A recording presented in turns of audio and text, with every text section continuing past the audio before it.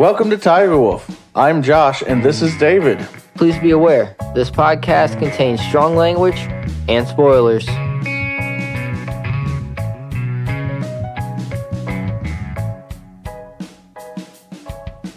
All right, so while we were on vacation, didn't that consumer Vacation. entertainment or not entertainment CES, Yeah, that computer one. entertainment, computer. computer electronics showcase? Thank you, electronics. Consumer electronics showcase. What did I say? One of those.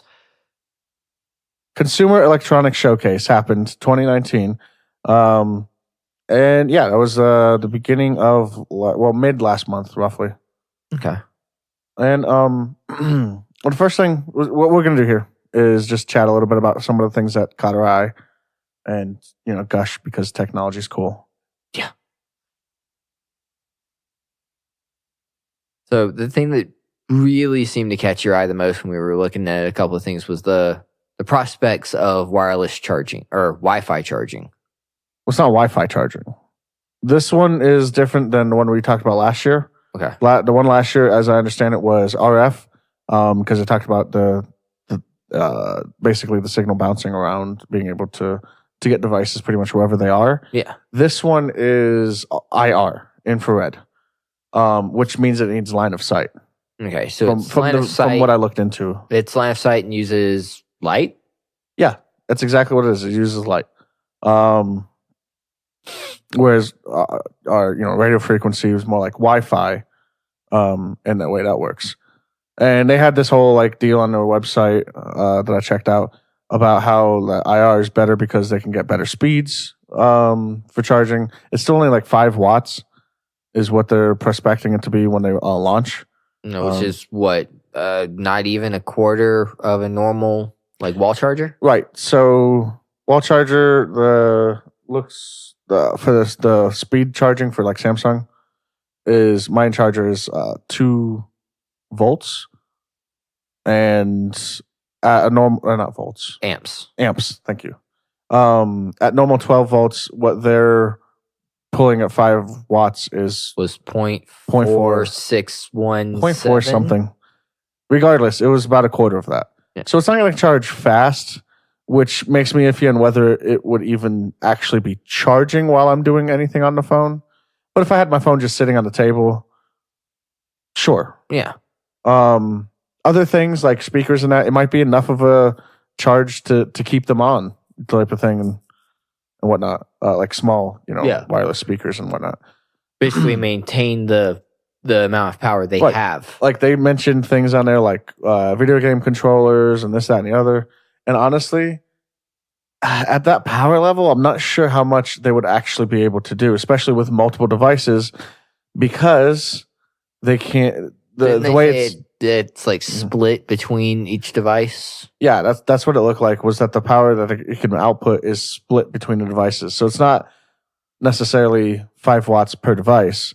It might be 5 watts for your devices. So it's as interesting and cool as this is, I'm reluctant to be a person that buys into it early, Yeah, this is something that you might want to wait and watch the market to see.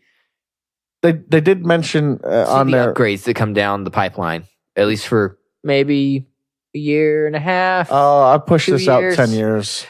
So when we're working with what I basically suppose that they probably should do with this, basically which is a dual band.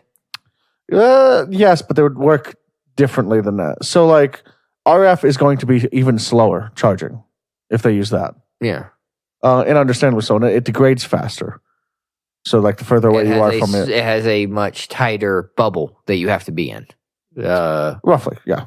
So to speak. Without repeaters around your house, getting it around your house comfortably would be difficult. Yeah. That said, my apartment, I would probably need maybe 1 repeater if I really wanted to make sure I was charging while I was in the bathroom. I'm gonna say in the middle of the hallway. I don't know how well the RF will get through the walls, but the both why not both? You would be able to get higher average speeds assuming visibility for IR Yeah. and having both do it. I don't know how well the phones would work with that, but assuming 10 years down the road, these phones are going to be built to work with both of them, probably. Yeah. So I think that would be very interesting to see where this is going. And I believe I said that last year with the RF one that was being talked about there. I don't remember what company that was or anything. This place was WeCharge, WI Charge, like Y Charge. Yeah. I don't know. Like I said, this is something I'll be more It's interested. a budding technology that's very interesting, but it's something you gotta wait for. It's not where it needs to be to really be like early adopters will probably get on this. People who were like buying VR headsets before they were good. Yeah. You know? Cutting people who want the bleeding edge of Right. the Right, newest exactly. technology. Which, I mean, they're important. They are important people. They're the reasons why VR has moved forward. Because guess what? There wasn't enough of those people when we had Virtual Boy. No. Otherwise, There we was would have been not. working on VR much sooner than we have been. Yeah. We'd be somewhere Wow. completely different now for AR and VR, I think. Ooh. I remember trying the Virtual Boy display at Walmart. Really? I've never tried it. I have. It was uncomfortable, but Of course. my vision isn't exactly great. So Yeah, that's something we didn't see much on VR stuff as far as like increasing accessibility or anything like that. increasing like eye tracking. It's and- more like we're taking what we have right now and making it better, which is understandable. That's kind of where we're at in that phase. And then after we get that to a very good point, then it's increase it so that people who have eyesight problems, which is probably statistically, I'm not sure if what I'm saying is true, but I believe it probably is most of people some probably sort of have eyesight some issues. sort of eye issue. Like for me, it's relatively simple. There's not much of a difference between my eyes, so like I just need to focus it right for my Your dominant eye. well for I'm nearsighted. Yeah. But somebody who has astigmatism, where it would need to be different for each eye. Each side, or Um, someone like me who sees the side of their head. Or somebody who is cross-eyed or has a lazy eye or something like that. Yeah. Then there's you can't exactly wear your glasses and these headsets. Yeah. I get a headache just from wearing my. Granted, it's not like a Vive or anything like that. It's just a cell phone one. Yeah. But I get a headache just from wearing that, and I try to loosen it up as much as I can without it slipping. Yeah. Just because it's because it's on my temples. I would say it basically. presses your temples. Actually, I think it's really because of where my jaw is up here. Like, yeah. Anyway, One of the other Yeah. things that we saw during some of the showcasing was, and this might seem kind of weird that I find it interesting, but it's the Bosch, one of the Bosch's eco bikes. It's Oh, yeah. more geared for, this one in particular was more geared for like a courier or someone doing like Uber Eats or something in a very dense urban area, Mhm. because it has a very large container where you can put your stuff. It's got multiple storage levels, and then it's also a electrically assisted bike, so you can set it to they just call them electric bikes or e-bikes. whatever. Basically, you can set it where you have to pedal more or less. So Which I if found you're that doing interesting. if you're doing a job like that, can be very helpful. Or if you live a little bit further away from your job, I think could be a little helpful because then you're not As exerting tired. yourself. You're not exerting yourself too much before going to, especially if it's like a sit down job. Go, work for 8 hours, and then you also have to bike back after that too. Yeah, or in the instance of you go to work and you're on your feet 8 hours straight working, construction or retail. Yeah. And then have to turn around and bike back. Yeah, I did not know electric bikes were such a big thing. I learned that today when we dug into this a little bit further. Yeah. And it was pretty interesting to me. Like, if I feel like they're definitely out of my price range, but Yeah. it is something I would be interested in checking out, because that could mean potentially could mean that I could get all around town, The area. and to just go check out stuff. Like oh, I want to go. What's this way? Yeah, basically. Like I want to go for a bike ride. I'm going to go for a bike ride right now. I feel like going and doing something. It's better than going and driving somewhere, which, don't get me wrong, I also get driving urges. But I don't know, it might help my explorer side. I wonder if they have like mountain bike ones. Maybe. Also, kind of an extension of this, Bosch also announced their the shuttle thing? the what? The shuttle thing? Yeah, the shuttle, thank you. Which looked it looks so futuristic. Yeah, it looks the really concept art for it, futuristic. that was It's a but it's cool. Like, self-driving yeah. shuttle. So there was like 4 seats in it that all like faced each other. Looked like there was like a tablet thing for people. I don't know. There wasn't a whole lot of information on that, so I'm not even sure if they actually announced it during CES. They might have withdrawn that. And then there was the headphones that really caught your attention. Yeah. So they're noise canceling. They call them AI assisted headphones. In that, the way I guess it gauges whether or not it should be, how much noise it should be canceling, and like situational preferences. And so it had something like 6,000 different pre-settings. Was that one? Yeah. And stuff like that. And it has 6 microphones on the outside of it to capture noise, to make sure it's balancing, to cancel it out better. So to like automatically increase the volume inside, yada yada. Also, 2 of them are for talking on your phone and whatnot. I believe they were Bluetooth. Yeah, I would say it was Bluetooth enabled. They had, I know we saw the black pair, and then that, for lack of a better word, wood grain design. It wasn't wood grain. It was like I didn't see grain on it, but it was like that birch color. Yeah. That's how I describe it. I like the simplicity of it. It wasn't like super flashy or anything like that. Yeah. Like some which of I like stuff like that. Like some of the motherboards we saw. Well, like, or even if you just look like at Beats. Beats are fairly simple design. Yeah. But they're definitely a flashy simple. Well, but also like the general design of them is still kind of a hey, look at me. This is technologically at the peak right now. You know you like it type of thing. I don't know if they're still a company. I need to look that up. But there was a headphone brand that we used to sell at Target that I wanted to get called Soul. Soul? Yeah. Like SOL or SOUL? SOL. And they were you could literally twist the band that went over your head, just twist it around and let go, and it would pop back into place. You could take the actual I think I've seen covers off and set them down, and they would be wireless speakers. Or not wireless, but they had wireless ones, but they would be speakers. Yeah. And you could change the color of the band. That'd be pretty cool. There was some other headphones that we saw too, but those ones really kind of stuck out to me.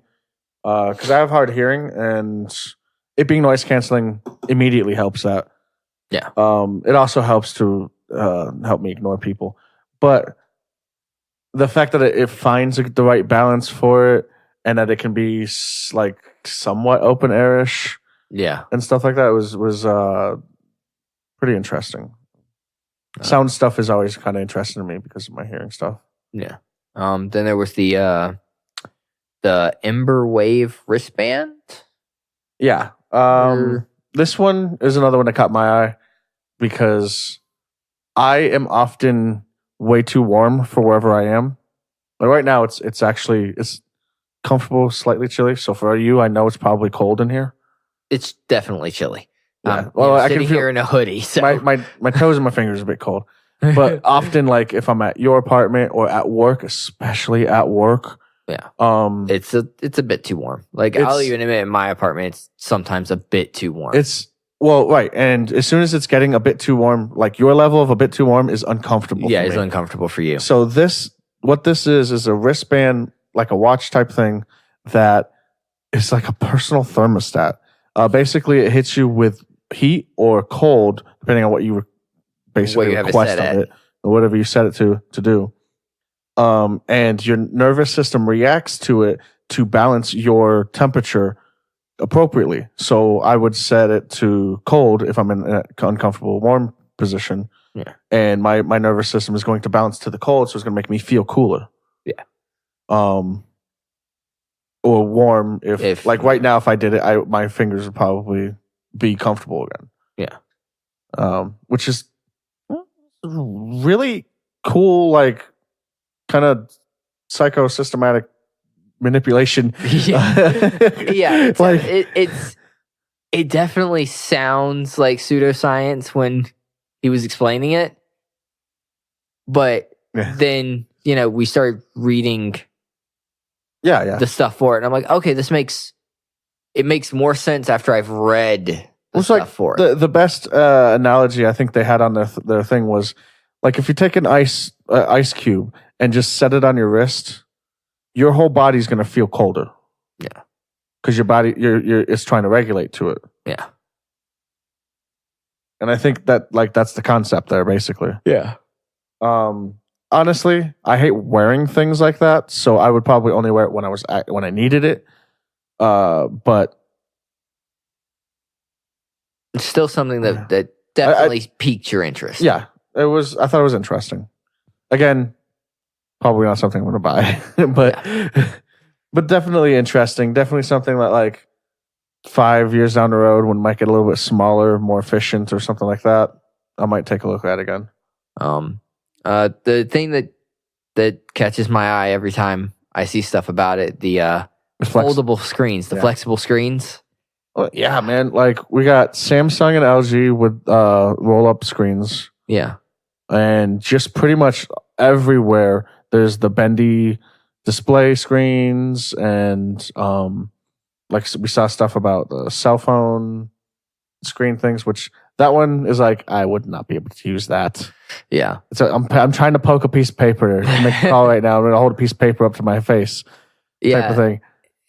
But we don't know where science is going. It could become the point where we can make it be rigid and then be flexible again. Yeah. Or something like that. And that would be cool. Yeah, it just I find the prospects of the bendable screens super interesting because that leads to, and this might just be the artistic side of me, because if they're bendable, then in theory they're shapeable. So let's say you were obsessed with like plants, so you wanted to have like a floral design for your PC monitors. Well, if it's the flexible screens and they're shapeable, you could shape it like leaves branching out from we behind could lose information that way too. I'm not saying that, but aesthetically, No, I mean, it could be something that like when you said that, I was like, I could just picture like it looking like I have a wall planter. yeah. And then when I sit down, it makes a TV screen because the angles are all right yeah. type of thing. But I mean, there's a lot of artistic possibilities there, at least in my head. Well, it also goes to like, I mean, this is a step towards the sci-fi that we've been seeing, you know? Yeah. The wraparound ads and things like that on things. Yeah. Yeah. Cool. I mean, not cool, but cool. I'm not exactly a fan of ads being everywhere. Like one of the reasons I don't like going into Walmart is just the fucking monitors are fucking everywhere with ads and shit. And you know what? Here they're not even that bad. Like when I was up in Seattle on that, the Walmarts there, those things were everywhere in there. It was uncomfortable. Yeah, it's I don't know. Maybe again, that's probably just the artistic side of me. It's just like the things we could do with those. That's like the lighting, the little light panels. Oh that yeah, they I were mean, showing off. you mean the LED stuff? Yeah, the LED. I mean, it's light the panels. same. It's all OLED I was stuff. like, that's so cool. Oh, you just put danger above your computer and have it flash red every time you get hit in a game. Oh, you mean the thing? I think they were talking about Nvidia. Nvidia had one, or MSI. MSI. Nvidia had one, MSI had one, and then there were the two. They were just primary lighting companies. But yeah, man, like